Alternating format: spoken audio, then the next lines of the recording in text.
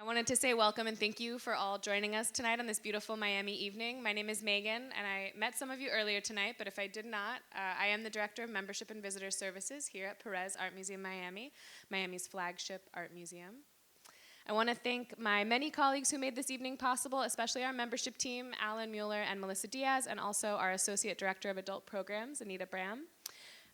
Just so you all know, as members, you do receive complimentary parking this evening. So if you didn't get your parking validation when you arrived, make sure you get it before you leave. The conversation tonight will be about 40-45 minutes. Afterwards, you will be able to view the exhibition, which is open until 9 o'clock. The reception area outside is also open until 9 o'clock, so you can revisit that space as well. Our friends from the amazing PAMM shop are here tonight. They have a pop-up shops. They have the Teresita Fernández Elemental Exhibition Catalog, as well as White Walling, Art, Race, and Protest in 3 acts by Aruna D'Souza.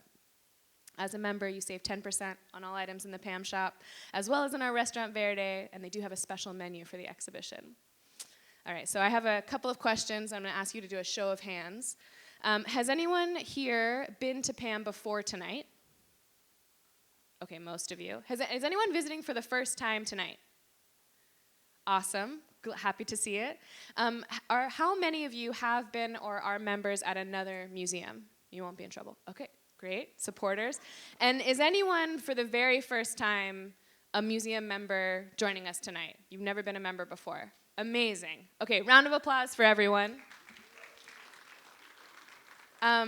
The reason that I like to do that is just to really feel the depth of support in the room. Your membership here supports our mission, and our mission is to be a leader in the presentation and interpretation of modern and contemporary art while representing Miami-Dade, and our goal to encourage everyone to see art as an incentive for genuine human interaction, communication, and exchange.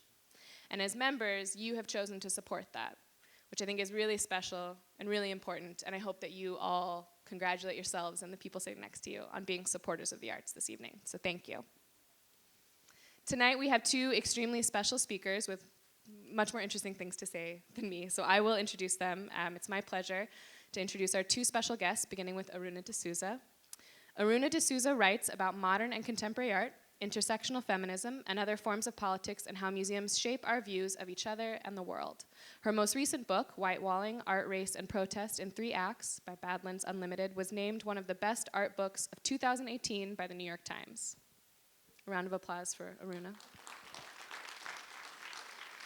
And she is joined this evening by Teresita Fernández, whose current mid-career retrospective exhibition Elemental is on view now, right behind you. I know I already spoke to many of you about how much you enjoy the exhibition, and I know that tonight's program will assist you in that as well.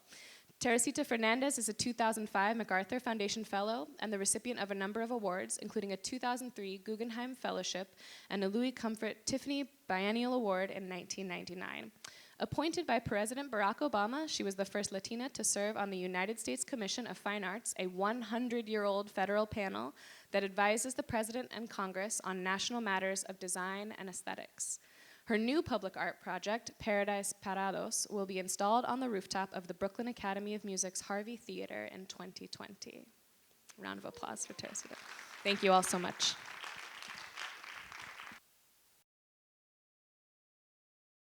We have this notion of landscape as being this very passive thing, a scene, something in front of our eyes. And in my own work for a long time, I've really been exploring a more expansive idea of what landscape means. My notion of landscape has much more to do with the history of people in places. And I thought, what is it that we're not looking at when we look at any landscape representation? I was interested in this notion of American art and who gets to decide what American art is when there's one story being told or one narrative attached to what the American landscape is or what American art is. There is simultaneously an erasure of another narrative that's not being told. The works in the show are as much about what you see as what you don't see, and this idea of revealing and obscuring happening simultaneously. I'm not interested in representations of the landscape as passive. I'm interested in placemaking and the kind of mutable quality of places. I was very interested in the history of slash and burn amongst indigenous peoples. historical accounts of the American landscape always have a description of this sort of virgin wilderness that was untouched by humans. And there's this notion that fire was a bad thing, with a complete sort of erasure of the history of how, in fact, the American landscape was shaped precisely by setting deliberate fires. When I create these images, I'm interested not just in the image itself, but in the materiality of the image. In this case, the clay has been fired at a very high temperature to create an image of fire. The image itself is being produced by the same image that I'm creating in the artwork. As the viewer walks in front of the piece, it's a mutable surface that changes all the time in front of your eyes, and then it changes in response to your presence moving in front of it. Even though I don't represent any figures in the work, there is always that sense of the viewer participating in the work, much like a figure in the landscape in traditional painting, where you're constantly looking for yourself and finding your own reflection superimposed on the image of the artwork. When I begin to work on a piece, the first thing I do is I ask myself this very simple question of where am I? Where am I culturally, historically? What are my coordinates? Where am I physically standing? And this particular site in Madison Square Park was really interesting to me because the Flatiron Building, at the time that it was built, was one of the tallest buildings in New York City. And in many ways, this particular part in the city really speaks to our history of looking up. And the piece is designed to be for the ambulatory viewer. So you're meant to be seeing it while you're walking. And the images sort of unravel as you move under it. So in a way, it's making this correlation between your grounded motion of walking on the path and connecting that to what's above you. Gold as a material has always been really fascinating to me because it's a material that's mined from underground, and I often use mined materials in my work. But I'm using it to speak about something that's sort of heavenly and above your head and the cosmos. I'm using it to speak about light. My works really depend on the presence of the viewer in order to make sense. It's almost as though if you don't have people present, reflected in it, moving through it, there is no work. It's just an object. The work really is that intersection between people moving through the work and becoming a part of it. I wanted to explore this kind of history that we have as human beings of looking up to the night sky for information. The title for the show is Night Writing. Night Writing is a reference to a code of communication that was designed in the early 1800s. Napoleon issued a demand to have a secret code of communication devised where his soldiers could communicate at night. One of the captains in his army, named Charles Barbier, designed what we think of as night writing. There's actual text in the work, so there's kind of epic text that's been translated into Braille and superimposed on the images. It's a kind of total abstraction of language, so that the language of Braille and the language of the text completely obliterate one another. The imagery, which is really the last part of my process, the Aurora Borealis just seemed like the perfect vehicle to explore it because it's completely abstract, it's completely natural, but it looks completely artificial. The big installation, which actually came later in the idea for this show as a way of contextualizing the paperworks, I really wanted to be able to place the viewer in an experiential version of what the images represented. What's really trying to do in here is take advantage of this incredible high ceiling and the natural light that filters through the skylights. It really is almost like doing a painting in the air. One of the challenges always in my work is to really transcend the material. And so while it's plastic and it's big and it's kind of heavy and it's very object-like. The goal is to use it in a way where it completely transcends what it is and just becomes pure effect. As the light changes throughout the day, it's really beautiful because earlier in the morning, like at 10 a.m., the light just filters right through and there's this very sort of beautiful pink aura to the whole space. And if you come closer to 5 or 6 in the evening, when the sun starts setting, the tubes start to get really kind of somber and more purplish, and the whole mood of the room changes. The piece takes its title from a collaboration between Avedon and James Baldwin that was done in 1964. The idea was to create an artwork that was sited in this sort of iconic, very sacred, very protected place in the identity of Harvard's campus, and to make people be in that space in a slightly different way than they're normally accustomed to.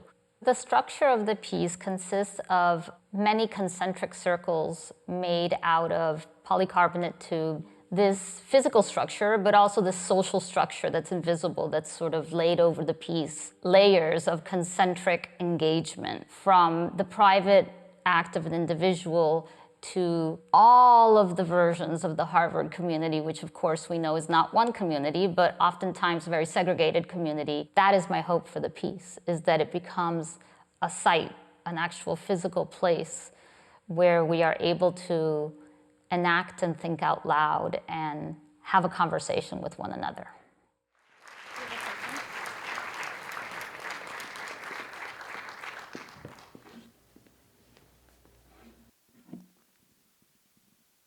Are we on? Okay. First, I want to thank two people. I mean, many people, but I want to thank Teresita for making this show and speaking so in such a complex and eloquent way about her work, which bodes well for tonight's conversation, I think.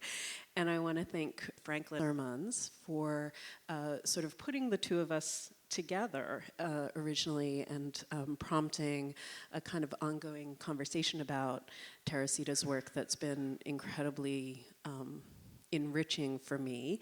So I'm really thrilled to be here, and thanks to everyone at PAMM who's arranged this. Teresita, you know, one of the things that we've been talking about over the course of time that we've been engaging with your work together is your intellectual formation, right, as an art student coming up, and the overwhelming presence of a certain kind of American canon, right, a certain set of artists who were understood to sort of lay out the terms of what the definition of American art is. And of course, anytime you're defining American art, you're also defining America, right, in a certain way. And your work, you know, goes in a sense by dealing with the land and dealing with landscape, goes to a very sort of literal part of what America is, right, the actual land. And yet you are really pushing the idea of what American is at the same time. And I was hoping that you could talk about that a little bit and the ways that you see yourself and your experience, and also the experience of other sort of invisibilized communities in this sort of land and in place. Yeah, thank you to you too. And hello, new members. Hi, everybody. Well, I mean, there's several ways of answering that. The first is that most people think that my work is about landscape, and most people have an idea of what landscape means. They usually think of a landscape painting. What I'm trying to do is to, in this very kind of like subversive way, take this very sort of like pretty beautiful notion, passive, nobody's like worried or offended or threatened by the idea of landscape, and to take this as a way of kind of like seducing the viewer into something that feels maybe familiar, that feels maybe beautiful, and then to take those ideas of the landscape and start to really kind of peel back the layers of the violence that's actually inherent in the landscape. And so to answer the first part of your question, it's really interesting because people who have no land have no history, are thought to have no history. Of course they have a history. And so history is always told by the winners and by who owns land. And so if you think about landscape as also about land, and you just take out the scape and you think of it as actual place, and you think of how you think of places and how important the naming of that place is, and how the naming is connected to the owning, and that's who's telling the story. What it means is that whatever else happened there, and whoever else was there, and whoever that land was taken away from, because the land is always taken away from somebody, their story isn't there. And so these levels of how to read a landscape or land are a really important aspect of how we construct these ideas of identity and of who we are in relation to where we are. So one of the things I think, you gave a very important lecture some years ago about the work of Robert Smithson, who is one of the sort of, most well-known figures and in a sense a defining figure of the American land art movement, right? And for those of you, even if you don't know his name, I'm sure you know of one of his most famous works, which is called Spiral Jetty, which is literally a jetty made out of rocks and dirt that it was built on the edge of the Great Salt Lake, and it's sort of massive in size. And that's one of his most famous works. But you gave this amazing lecture on Robert Smithson, in which you looked at the world, or you looked at the America that Smithson's work was engaging with, whether it was Passaic, New Jersey, or the Great Salt Lake, or any of the other sites that he engaged, and you found very different histories in them, a lot based on your own experience of those spaces or similar experiences in Miami or other places that you had been. And I wonder if you could talk a little bit about finding yourself in these sort of other kinds of art histories that often didn't acknowledge, right, the kinds of, the people who didn't own the land necessarily. Yeah, I mean, as an art student, I went through school learning, the canon, and the canon is basically white European men or white American men who were European immigrants, or some version of a white man. And so, the history of women artists, the history of artists from other parts of the world, the history of even the world, right, and geography and everything else, is leaves out a lot of things. And so if you go through an art school education in this country, you learn about certain things. Robert Smithson is somebody who's very influential to any artist of my generation. He did most of his work in the 60s and 70s, and he died at a young age. So he also has this very sort of romanticized, like kind of sainthood around him, like this untouchable, the Marilyn Monroe syndrome. He died before he ever had the chance to make bad work. Like, that's part of it, right? It's also that. So he's a little bit untouchable. But, he's also a really important conceptual artist whom I did learn a lot about, and whom I was influenced by. But the way culture works is it always seems like the less dominant narrative is somehow being influenced and learning from the dominant narrative. And so what I tried to do in this performance that I did and in this essay that I wrote on Smithson is I tried to imagine what it would be like to read and understand what Smithson was saying and what his work was like through my own biographical experiences. And so if you go through schools, someone like me, if you go through art schools, if you go to most museums, all the collections in all the major museums in this country don't have anything that looks like me or my history or you or your history. And for the most part, the history of people of color in general is completely invisible. It's not represented in museum settings. And that's maybe very slowly changing, but it's still a very big problem art historically, that what we know and what we see is whoever was dominant. And so what I did is I tried to look at Smithson. So all of these, a lot of this land art and conceptual art that Smithson and other people of his generation did is they made these very big artworks in the land itself, and they're always thought to be these sort of like interventions and this very sort of like conceptual stuff. And I couldn't help sort of thinking about how they were also all in places that were places that are sacred places for indigenous people. And so that's just kind of erased, and it just becomes like kind of modern art plopped on top of it. For instance, that's one aspect of it. But it was also a little bit about how my own South Florida upbringing. So I've lived in New York for the last 2 decades, but I'm from here. I was born and raised here in Miami. And one of the things that Smithson did that was very influential to me as a young artist in learning about his work is that he was very interested in the idea of suburbia and of what constitutes a monument. Like if you think of all of the sort of like parts that aren't very glamorous or interesting or beautiful about a city. And Miami, of course, has a lot of that, so I could connect to much of it. But what I was trying to do was to look at these sort of, the authority of all of these figures and all of these artworks that were kind of shoved down our throats a little bit, right? Like we were just kind of fed this information as the most important art. And to try to actually imagine that maybe it wasn't so important.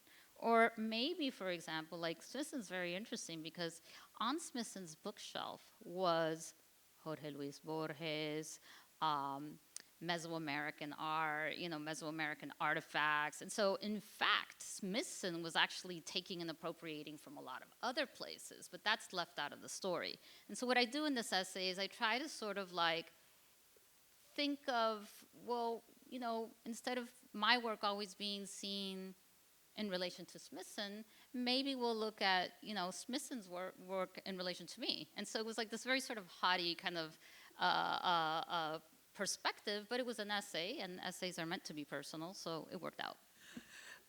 One of the reasons I love it is because it helped me understand when I used to be an art historian. I mean, I didn't forget the art history part, but I used to be an academic. And when I was in grad school and when I was in, being a professor, I had this like habit that people used to get so mad at me, but I would start all of my essays with like some personal anecdote about like my mom going to med school or, how my aunt, makes a certain curry or something like that. And I'd go on to talk about, in my mind it related to, French 19th century art or whatever I was talking about. But I realized as I was reading your essay that was my version of trying to, instead of, it was my version of trying to read this through my life rather than trying to read my life through this art. And I find that a very kind of poignant way that I think a lot of people sort of, find different ways to figure out, right? Like, how do we look at this? Because there's a way in which there's a fantastic piece that a novelist named Caitlin Greenidge just published in the New York Times about the movie Little Women. And she's an African-American writer and grew up with the novel. And she was, it was this similar story of trying to say, I was brought up with a certain canon, and I knew that there were all these reasons that this canon didn't relate to me, but I found ways into it, right? And thinking about the ways that you find ways into it, and you find ways into it by centering your own vision and your own experience of the world, and rereading things through that. And I think that was a really beautiful kind of way of dealing with Smithson, that it's very historically kind of provocative. And if any of you are lost, because this is a lot of like art historical references, Sorry, yeah. So I'm gonna give you like the nutshell version of what we just talked about Smithson. And I'm just gonna make it really easy to understand. So when I was little, here in Miami, I remember my reading textbook, and none of the stories made any sense to me. Like Sally and so, like I didn't know anybody named Sally. And I remember that there was a story where there was, like, I forgot the story itself, but there was a big dinner and they served lamb and mint jelly. Now, raise your hand if you've ever had lamb and mint jelly, because I had never, well, you know, we're more global now, right? But I had no idea what lamb and mint jelly was. First of all, it sounded disgusting. And so I read the story, and the more I read the story, the less I could relate to any of the characters in the story. And so it wasn't until I was maybe like 28 years old that one day I was in the Bay Area and somebody served something that was lamb and mint jelly, and it was like this totally exotic thing. Now, had that story had in the dinner, you know, arroz con frijoles negros and lechon, like it would have been like, oh, this is like a family dinner, and it would have made sense in my head. Another version of that is how SAT questions, you know, or exam questions are designed for certain experiences. And so the sort of the moral of the story here when we talk about these historical things is that if you go through art school and you learn art history, and all you learn about is all these artists who look nothing like you, they don't have names like you, they're eating lamb and mint jelly and you've never had lamb and mint jelly, you start to feel like there's something wrong with you, or like it doesn't, like you're just completely othered. But you also start to feel completely erased from the history of American art, you know? And then someone comes out, you know, however many years later and says, oh, wait, this artist was looking at your culture all the time anyway. And you think, well, if someone had told me that from the start, I would have probably had more to relate to or more to sort of feel acknowledged about, right? I mean, that's and it actually is worse, because then you realize that you have a culture, but so you're not in the dominant culture and you're not in that museum, but there's nowhere else to go to actually learn about your own culture sometimes. And so this is sort of like, and I always use the word violence. It is the violence of erasure. It means that there's no continuum. There's no awareness of how the things that you take as these dominant things are actually heavily influenced by really rich ancient cultures that are not part of the story of whoever won and whoever owns the land, let's say. So, you know, so one of the things that I think is consistent and so beautifully conveyed in the video that we saw at the beginning is for you this idea of the land not simply as an abstract thing, but as a kind of product of all of these social kind of forces, right? You know, of people working the land, of extracting materials from the land, of manipulating the land. Like the land for you is never untouched in a certain sense. And I wonder if you can talk a little bit about that component, because I think that one of the things that is interesting is that it takes, you know, it's all there in the work, but I think that for so long people were so, in a sense, seduced by how beautiful the work is, how, you know, how gorgeous the surfaces are, how much visually there is to look at, that I think that the kinds of social forces that were shaping your conception of landscape were kind of less talked about, and people are starting to sort of excavate that a little more. Yeah, well, if you walk around this show, for example, you will see a lot of things that are gold in color. And there's sort of shiny, glimmering things that catch your eye and kind of like seduce you. They're very beautiful. They're very sort of like, you know, delicious surfaces. And you know, when I'm using gold in the work, it's almost always a reference to colonization, to the history of colonization. Gold is literally the reason why, you know, the Spanish and the British and the Portuguese and everybody were looking for the greed around gold, specifically gold, a material that is mined from the earth. There's like drives and changes the entire world's history. And so the decimation of indigenous people happens because of the greed for gold.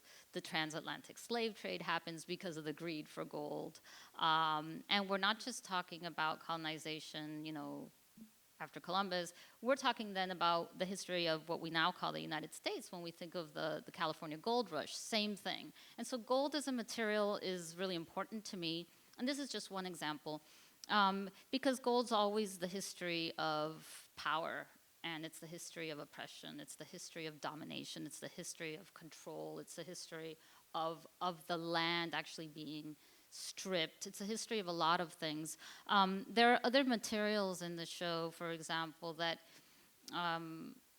have that same kind of dual quality where they're being used because of what the material is and how it looks, but also because of what it means and where it comes from. So another example would be the fire room. All of those pieces on the wall are made out of charcoal. And charcoal is basically a burned tree. So I'm using a burned tree, which is a piece of a real landscape, and I'm changing its shape. I'm sanding it, I'm cutting it, I'm shaping it, I'm drawing with it, and I'm making an image of a landscape with a piece of a landscape. And so it's more than one thing. It's the material. The material is both conceptual and, object at the same time. Another example is the green room, the subterranean room, which is a reference to Viñales. Viñales is a place in Cuba, rural valley. Many of you may have seen it. It's a very beautiful place. And in it, there's an extensive cave system. And the room is a reference to those caves. Now, in that room, those rocks, which are malachite rocks, are actually brought from the Democratic Republic of Congo. And they look exactly like the Viñales landscape. So what I'm doing is I'm taking this chunk of a real place, Congo, Africa, and I am making this landscape, this sort of imagined, artistic landscape image with it.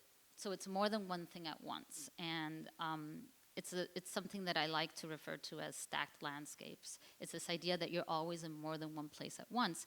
But back to answer your question about that idea of people, of land being the history of people and the history of like how we humans have, everything comes from the land. In that room, the Viñales room, in the actual landscape of Viñales, there's an extensive cave system. If you go to those caves they're full of petroglyphs. They were used by Taino indigenous peoples before colonization. And they were also the place where enslaved individuals from surrounding plantations would go into hiding during the day so that they wouldn't get caught, and often forming communes. And so here's this cave, and it looks like it's just a landscape or a rock or a cave, but it's loaded with all kinds of information that's about the history of people in places and this sort of like crashing of cultures into one another. Well,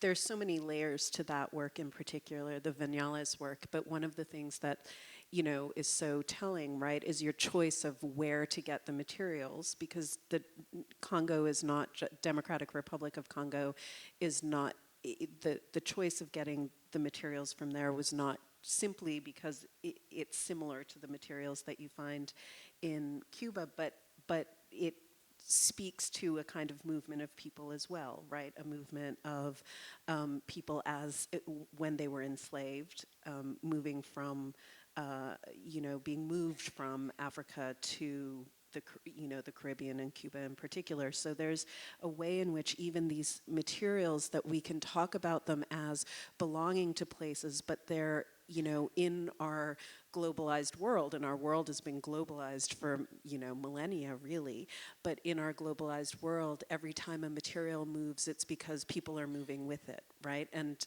that is also sort of so poignant in that piece. I mean, another example that's really accessible if any of this is hard to sort of understand is, there's this sort of myth of, South America, Central America, immigration, poor countries, quote unquote, third world countries, all of the wealth that you see in Europe when you go into cathedrals, all of the gold, all of the Baroque artworks, all of that, everything, all of that wealth and pomp and circumstance was financed from the land in the places that we think of as being so poor.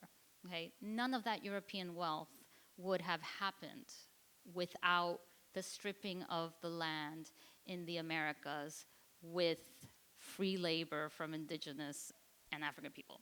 Okay, and so that's another way that the erasure happens, where we think, oh, Europe is so beautiful. So and it's like, actually, that's all literally taken from the ground and taken with like somebody else's work and taken across, the Atlantic and installed somewhere else. So these are the kinds of narratives that that I'm interested in, and that I'm also interested in sort of unraveling and exposing, because they're narratives that are very dangerous when we only see them from one point of view. And as we can see, we are in a moment where we are being fed all kinds of misrepresentations of what things are. Like when Trump says vulgar things like, Haiti is a shithole country or something like that. It's like, do you realize like the Haitian Revolution changed the world? This is like the first free black country in the world, the only one. When Trump calls Mexicans rapists and drug dealers, these are all very, very strong images. And so part of what the work intends to do is to create this other narrative, which is to put the beauty and the richness and the excellence and like the ideas back to where they're really from, where they're being stolen from, and to kind of like expose that a little bit and to change those very, very dangerous, and this is the thing with erasure, when we don't tell the whole story and something's left out, that the story we are hearing becomes the only way that we think about something. It becomes the dominant image in our perception of something, and that's very dangerous. Well, I thought one of the great things in your Smithson work was pointing out that Smithson is sort of understood to be the sort of, I don't know, the sort of most, in a sense, of contemporary artists, in a sense, the artist who has grappled most with the question of what constitutes America, what constitutes the American landscape, what constitutes, American art. And yet you point out that so many of the works of land art, his works and other works by other artists who are associated with the movement, are actually in places that were originally Mexico, or were originally, predated America and were originally Mexico, and the border crossed them and they became part of the U.S. But those are the sites that they choose, and so this idea of right in this political moment where we're being told by a lot of people what is America, right, and what's truly America, who's truly American, and all of those sorts of things, that the undoing of those certainties that you're sort of grappling with in your work seems really important. So it's not even just to say, oh, we're American too. I mean, it seems that your work, it does something different, which is to kind of undo those certainties, undo those categories in a certain sense, and allow for the idea that, landscapes are always stacked and histories are always layered, right? Histories accrue over time, or, it's a process of accretion, right? And I think that's what makes a lot of your work with landscape so powerful. But I wanted to actually talk about another aspect. I'm just throwing this out, so Teresita doesn't know I'm going to ask about it. But this, in addition to sort of seeing the landscape as the product of social forces and the product of people and the product of the movement of people. You are also creating landscapes in which people today, viewers, are allowed to come together in space, right? And and there are certain of your works where borrowed landscapes, for example, it really is fully activated when there are other people in the space. I was noticing that today. I was in this space alone, and I was like, oh, it's not so much fun as when there are other people in here with me, because you really get the full effect of seeing the movement of bodies, right, in that space. And so I wanted you to talk about that, because that seems to be a lot of what your work is doing now, is creating these, and self-consciously creating these spaces for social interaction and for imagining ourselves as communities, right? Well, I mean, that especially started to happen with the outdoor public works. And so some of the pieces that you saw like events taking place in them, or performances. And so what I started to do was to really think of two structures always being made at the same time. One is like the physical structure, right? It's the thing you see, the thing you would call a sculpture, the object. And the behind the scenes would be a social structure. And the more I kept working on these public art pieces, the more I was interested in this notion of, public art isn't always democratic. It isn't always public just because it's outside. Sometimes what constitutes the public is very mutable and very questionable. So it seems like it's public, but it's really not. Harvard is actually a really good example of that. So you could walk right into the campus and you could see the artwork, but it's actually private. There's so many restrictions around that place. Or lots of things like that you see outside that they're public, but there's a lot of control around who has access to the public space. So I was interested in those kinds of ideas. And so the more I worked outside, the more important it became to me to not just make the piece and put it outside, but to control the whole context around it and to create a social structure that was completely, invisible, and which often took a lot more work. And part of that was creating programming around the piece. So some of the things that you saw, I did one collaboration under Fata Morgana, the big piece in New York in the park, with a friend of mine who's an Afro-Cuban scholar, or rather, she is Afro-Cuban too, but she's an Afro-Cuban scholar of Afro-Cuban history. What she did, her name is Yesenia Celier, and what she did is she recreated under the piece Dia de Reyes, which in colonial times in Cuba was the only time that enslaved individuals could perform their dances and their music publicly, in public space, meaning the street. And so what it did is, when it happened under the piece, the whole thing was doubled up into the mirrors. It was a way of taking something that was kind of invisible and making it doubly present by the reflection above. Under that piece, there were also bilingual poetry readings. There were collaborative dance performances. There were very random, spontaneous kinds of interventions. Same thing at Harvard. There are lots of things that were programmed that were a part of not just putting something out there and letting somebody else use it the way that they would want to use it, but to use the resources that were available for programming in a way that expanded who exactly are we talking about when we talk about the public. So in the Fata Morgana, for example, it was in Madison Square Park, which is in the Flatiron area in New York. And it's surrounded by very expensive condos and people who have a lot of money. And so the curator at the park and the organizers kept thinking of the public as the people who live in these buildings. But if you go at lunchtime, who's using the park are all the Central American people working in the kitchens and all the fancy restaurants around there, all the nannies. And so they had kind of not been thought of as the public. And so one of the things I did was this bilingual poetry reading, which was really amazing to hear, Spanish being spoken in the park. And it was just so well attended because it was a way of bringing in and thinking of the community in a much more expansive way.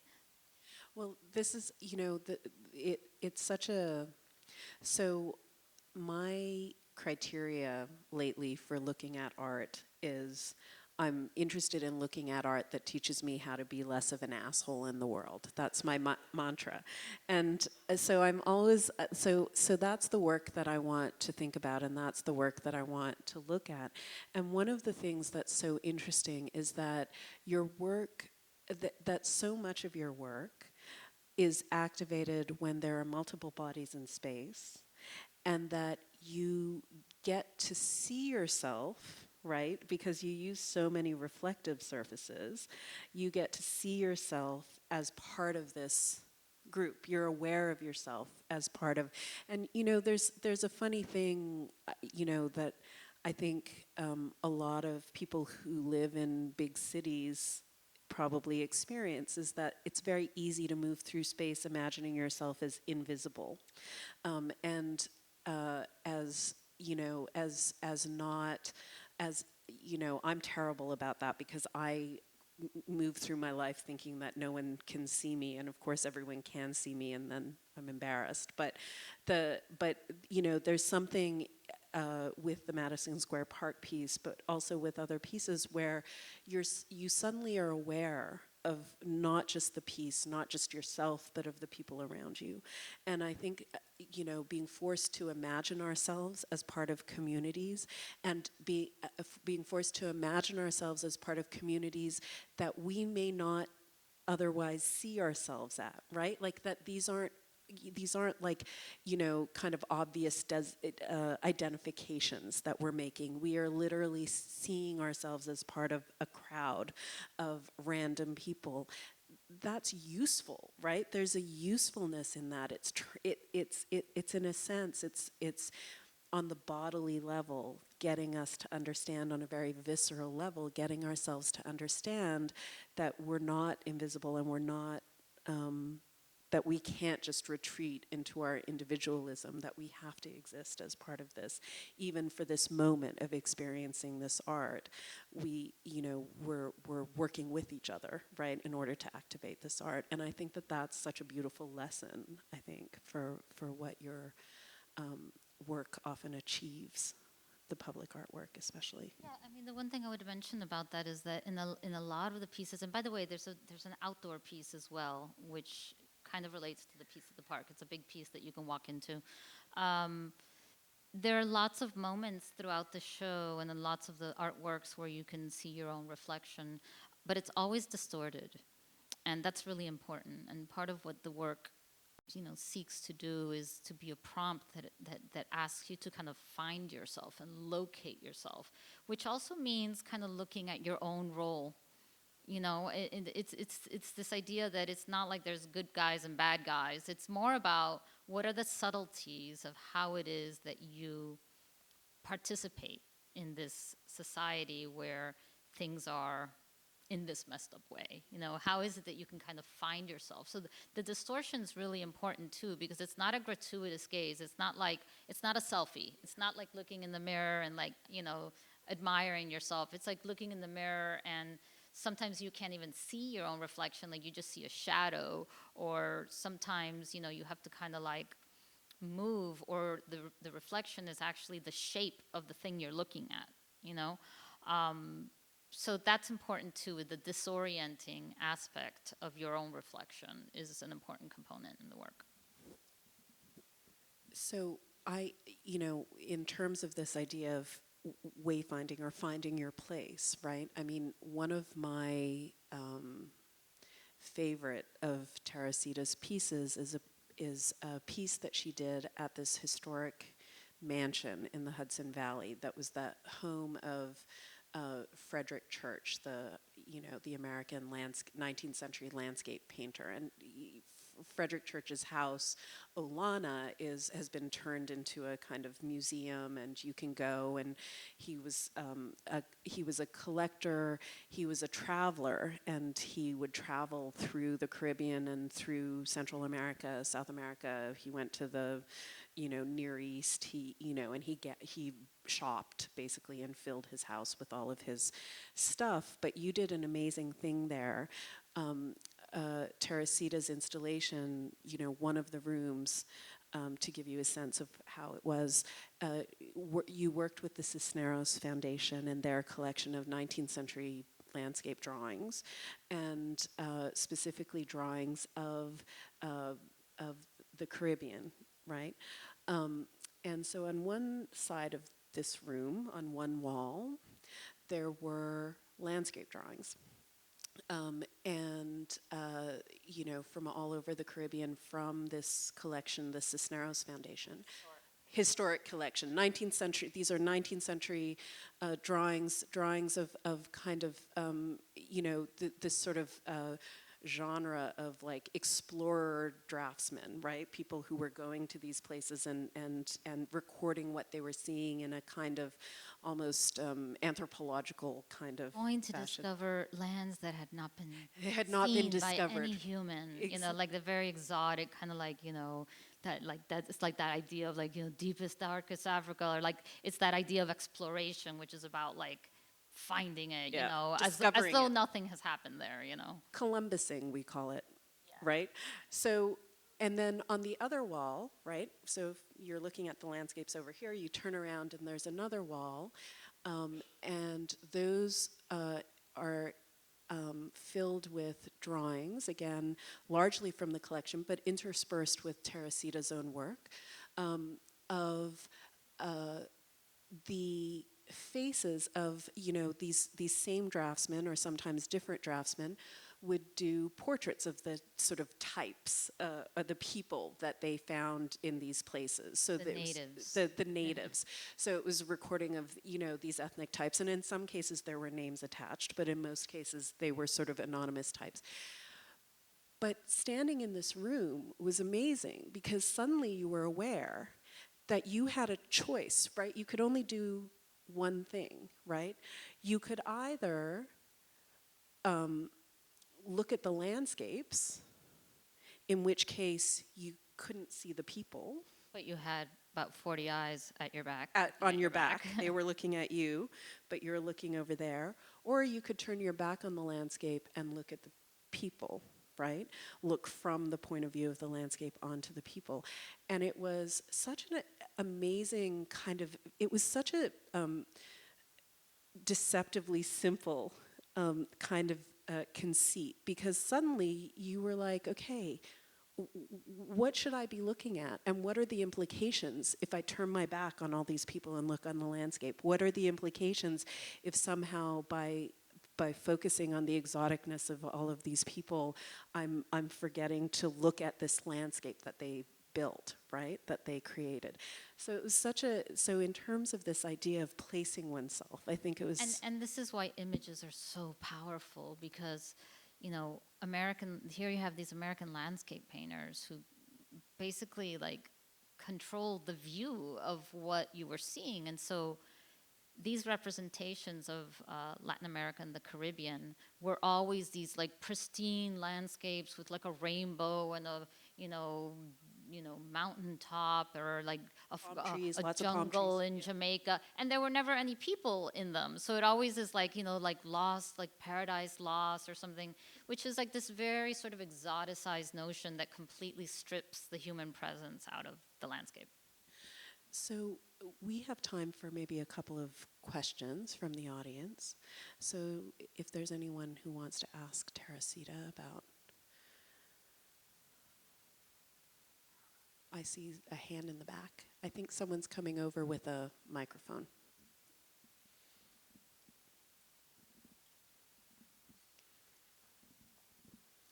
Well, hello, and thank you so much for this incredibly profound conversation. I think we have a lot of individuals from the Latinx community here, even if they're not identifying with that culture. So there's a lot of density and multidimensionality in what's been spoken about so far. My question is to, I guess, the both of you. This is an open question. But when it comes to a healing process with having this split of purity within at least the Latin community, and also this indigenous side of ourselves, what can we take as artists to contribute I guess, to a larger movement of hyper-awareness in contemporary culture?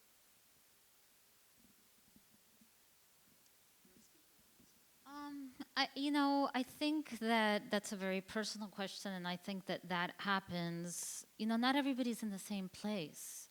I think if you're 18, you embrace the term Latinx, and you connect with dreamers, and you have there's an access there that maybe if you're a 65-year-old person who immigrated, or was or exiled as a teenager, maybe you just don't use that word. Maybe you use the word. So it's not everybody's at the same place at the same time, because part of how it works is that it's supposed to be, it's designed to be confusing, because that's what oppression is, right? So Latinx people have always been oppressed in this country. When we say Latinx is like the way many of us refer to our identity, instead of saying Latina, Latino. Latinx just means we don't look at gender. We're not saying or O, we're just saying Latinx. And it also is, yeah, anyway. So it means that we're also including gender nonconforming people, but it's the X means that it's a term of resistance. It means that it aligns itself with the plight of Black struggle in this country, with indigenous struggle, with immigrant struggle, with all of these sort of all of the anti things, like all of the anti-Muslim, anti-Black, anti-Latinx, anti-immigrant, transphobic, homophobic. All that stuff is all connected, right? It all comes. The oppression all comes from the same place. And so I think, to answer your question, I think that it's a very personal, you have to answer that in a very personal way, because I don't think everybody is in the same place. People are in different points in their life and in their life's experiences. So I'm not, one of the things that's really beautiful and interesting and complex and hard about Latinx identity is that it is so many things at once, right? It's not, Latinx people are a product of, colonization. They're a product of indigenous and Black and European colonizers and the displacement of immigration, right? So there's lots of different layers, and I don't think, I would be wary of trying to describe that as one experience, because it's not. It's as vastly, diverse as the people that make it up. So I don't know exactly how to answer your question, other than I think that the importance of community and of having those conversations be out in the open. So the way that you heal invisibility and that kind of hidden oppression, all of those things are always kind of hidden. That's why we're trying to peel back the layers, because when you can actually call something, like when you can say white supremacy, that's what it is. There's nothing wrong with us. It's actually white supremacy. When you can actually call something what it is, it's not quite as threatening. So I think having a community of people to talk about things, but also being able to call things what they are, call things what they are and sort of expose them and give them visibility is, I think that's the way that I personally find is the most efficient way to deal with it. But I can't answer for every Latinx person. Like, I'm just speaking for myself, really.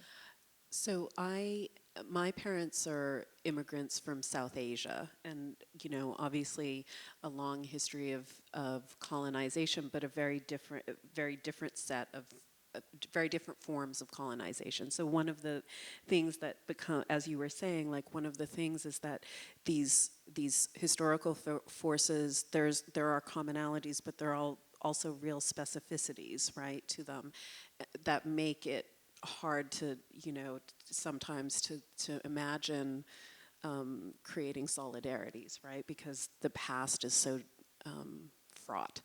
But one of the things that's really interesting is, as I became sort of more aware of the histories that led the historical forces, right? Because I always thought my parents came because they were individual X and individual Y, and they immigrated to England and then to Canada because of these things in their personal lives, right?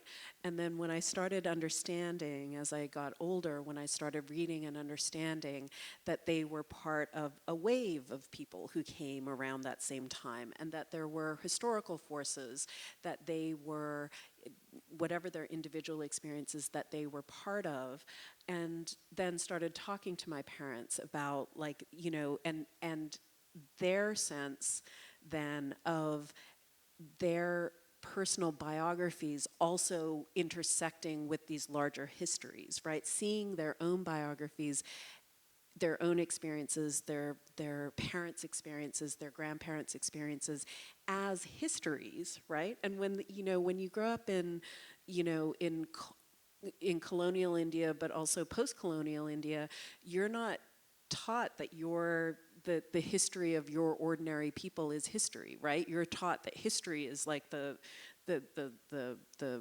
it's what the British had, right? So, you know, you don't think of history in that way. And, you know, so being able to understand our histories, our families' histories as history, I think, you know, is a really, in a sense, it's a liberating thing. Sometimes it can be not so liberating, but oftentimes just being able to name that we're part of larger historical forces, and that we're, you know, that our experiences weren't just the luck of the draw in a certain sense, but, you know, that they weren't good luck or bad luck. They were, you know, part of these much larger kinds of movements of people, of, you know, these you know, contingent on the history of places and all of that kind of stuff, I think has been a really interesting thing for me to watch in the communities that I'm part of, in any case.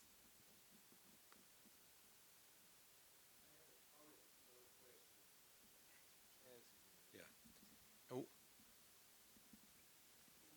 I'm an immigrant too, and I think one of the big failings of America is this desire to create uniformity amongst so many different people, that if you allowed people to be what they are culturally, religiously, economically, it would make for a much more peaceful and harmonious existence than trying to That create... sounds great. Well, you know, it's funny because in Canada, we don't talk about a melting pot, we talk about a mosaic, which I always think of when I look at your work. We talk about a cultural mosaic, which is that, you know, there's no assumption that everyone's just going to turn into something called Canadian once they come there, because, you know, there's much less sense that there's anything named Canadian, you know. But it's also, the reality of it is, yes, I would agree with you. That would be wonderful. But the myth of America is also not that. You know, it's actually built on exactly the opposite of that. And so to have these sort of idealized, you know, wishes built on, you know, not all people who can call themselves quote unquote American experience this country in the same way. And so it's a little bit, I think, unfair to say, hey, isn't this great, all this diversity, when in fact, some people's diversity is used against them all the time. And so, you know, unfortunately, it is what we grapple with, because that is what we were shaped as. Like, that is how this country was shaped. It was literally built on that. You know, even the idea of democracy is, you know, very fluid. It doesn't, like, democracy for who? You know, it's not a blanket kind of thing, and it's not one thing. It's something that changes all the time. Well, that's the biggest thing, right? Like, that's the biggest thing, is that, as you say, we don't all experience all of these things in the same way, right? There are people for whom democracy has never been experienced because they've never been allowed to vote, or whatever it is, right? So, you know, I think that somehow being able to, rather than saying, like, let's just all, you know, let 1,000 flowers grow, or whatever, let us all just be ourselves, I think also looking at these these universals that we're presented with, right? Democracy or America or, you know, whatever it is, right? And being able to say, okay, well, what does that term mean if you're living in this part of the country under these conditions, you know, with this family background or whatever, versus, you know, someone over here who's got a completely different life experience. I think somehow complicating all of those definitions, which is what I think your work is trying to do. What is land? What is America? What is, right? What is place? You know, all of that kind of stuff. I think we have one more question here. So for someone from my demographic, I totally understand, you know, the concept of cause and effect, which I see a lot in your work, especially from the way that you speak about it. And so from my personal experience, I see that cause and effect get ignored in a lot of ways, like, right? And so I wanted to know, like, how have you ever faced any of that same ignorance from what you're trying to convey, and how do you deal with that ignorance, or how do you get that person to a level in which you're trying to bring them to understand what you're trying to convey with your work? All the time. Like it's my full-time job. All the time. All the time. Sometimes I'll be doing an exhibition about erasure and I'll be dealing with these things, you know? So it's like, I'll be dealing with, like, actually, I mean, there are lots of examples. Harvard is a great example, right? Because, like, everybody wants you to, like, come in and represent something. Can you represent that we're actually really interested in social justice and, like, we'll look really good if we can have some diversity up here, and we need a Latinx person, you know? So, like, it's very weird, right, to be brought into spaces to represent the diversity and then to be in institutions, all kinds of institutions, from museums to universities to anything you can imagine, and to be in it and to be experiencing all the same things, right, that you are being asked to represent, you know, the progress on. So it's like, it's really weird, as you know, right? It's really draining, and it's often, you know, it's always just like, again and again, the most undignified and you know, heavy thing to deal with, because, you know, at some point it's like, and I have to say, you know, personally, that you know, when you're younger, you think that it's because you're younger, because you're starting out, and then you realize it's like, no, it's because I'm a woman. No, it's because they looked at my name and they had some idea of what somebody named Teresita Fernández, you know, must look like, sound like. You know, I've given lectures. I've done things where I've had people, you know, come up to me after a lecture and say something like, "How long have you been in this country?" You know, or like, you know, like really weird things, or people who just assume that, or, you know, the favorite, she's so articulate, you know, which is, for any person of color, don't ever tell them they're articulate. Like, they know they're articulate if they're articulate. It's like there's a kind of condescension built into it. So yes, it happens all the time, but what's more interesting is that as I get older, I'm gonna be 52, as I get older and as I got more successful, it actually started to happen more, you know. And so there's also this sort of, it doesn't go away, it actually gets worse, because then it's very hard. This is like a whole other lecture. But the way that I deal with it, and the way that I try to encourage other people that I mentor to try to deal with it, is that when you call people out on it, and it feels so bad to do that, right? Because you have to expose yourself. You have to be like, no, you can't do this to me. It's very vulnerable.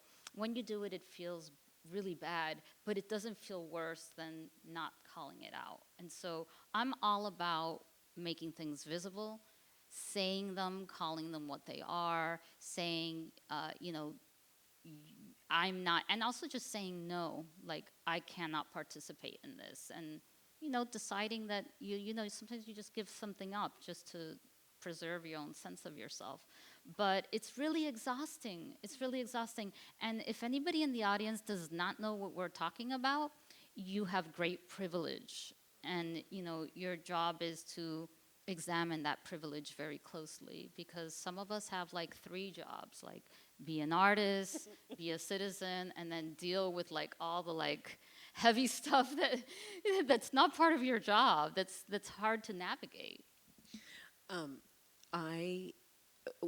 What's interesting for me is that, having written a book on art, race, and protest, I get invited to a lot of places, and I show up, and inevitably, I'll be talking to the director of the museum or the chief curator or whatever, and they'll say something that annoys me, and I'll ask them, how many people of color do you have on your staff?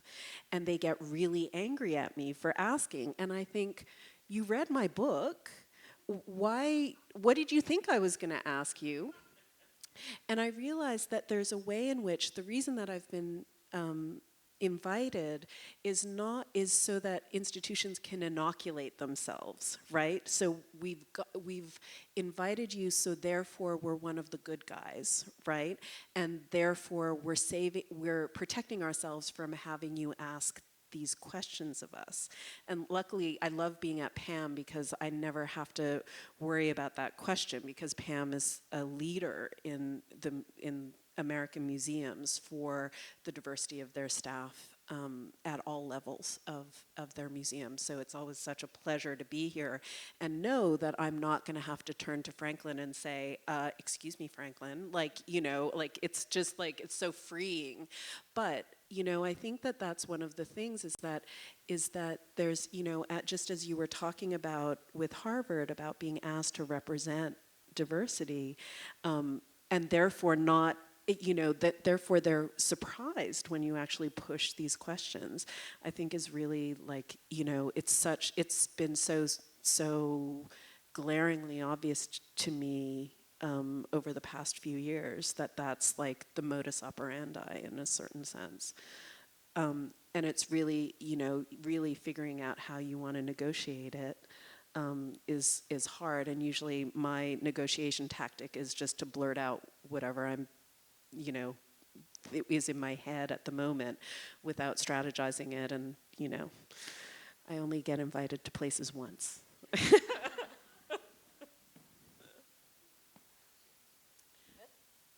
I think that we're probably at, the time.